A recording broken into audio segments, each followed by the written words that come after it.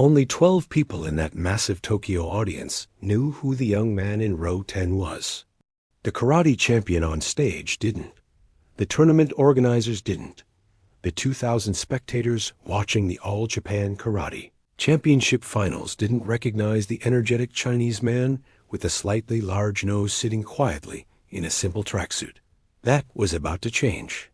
In the next 10 minutes, the most arrogant karate champion in Osaka would learn the most humbling lesson of his life. And everyone in that auditorium would witness something they would talk about for the rest of their lives. This is what really happened on September 14, 1978. This is the story of the day Jackie Chan stopped being an actor and started being a legend. Tokyo, Budokan Arena. 4:15 p.m. The atmosphere was thick with the scent of incense and liniment. This was the pinnacle of Japanese martial arts. Competitors from every major Rusho Token, Kyokushin, Goju-Ryu had gathered to crown the supreme champion. On stage, warming up, was the man they called the Iron Wall, Kenji Sato. Kenji was 6'1", 210 pounds of solid muscle, a fifth Dan black belt who had gone 52 matches without a single point being scored against him. He represented the old guard, rigid, powerful, and utterly convinced that Japanese karate was the only true fighting system. Kenji took the microphone for the traditional champion's address. His voice boomed. "I have proven that the way of the empty hand is the only way. Lately, we see Chinese performers, not fighters, cluttering our screens with drunken movements and slapstick antics. They call it kung fu. I call it a circus. It is dance, not combat. It has no place in a real arena." In row 10, Jackie Chan shifted. His companion, a local stunt coordinator, whispered, "He's talking about you, Jackie." "Let's go." Jackie shook his head.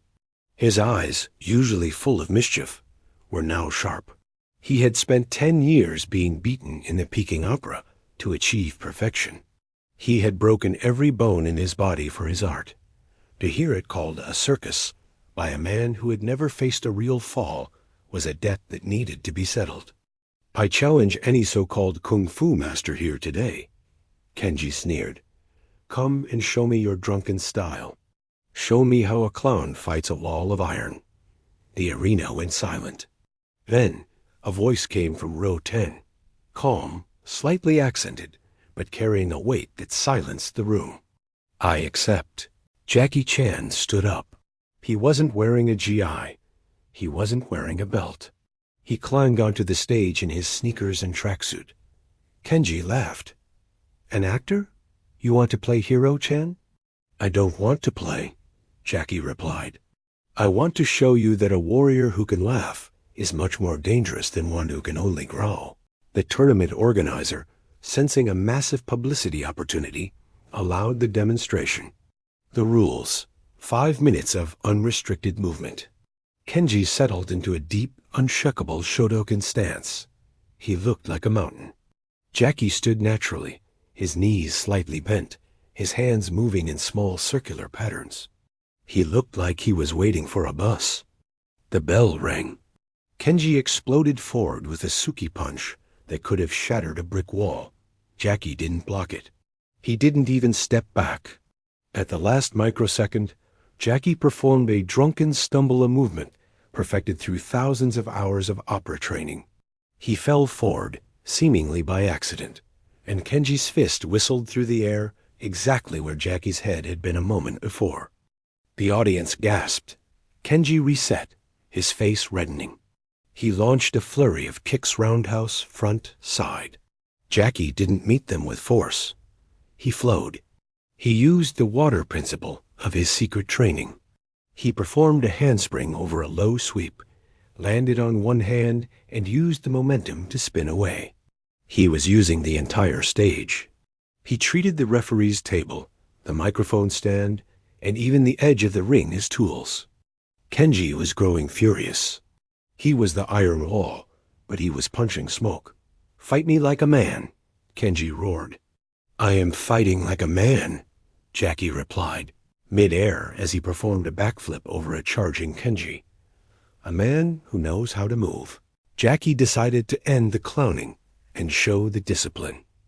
As Kenji lunged with a final, desperate lunge punch, Jackie didn't move away. He stepped into the strike. He used a Wing Chun sticky hand maneuver to trap Kenji's arm, then used a sudden, explosive shoulder throw, the kind used in Chinese wrestling, shuai jiao.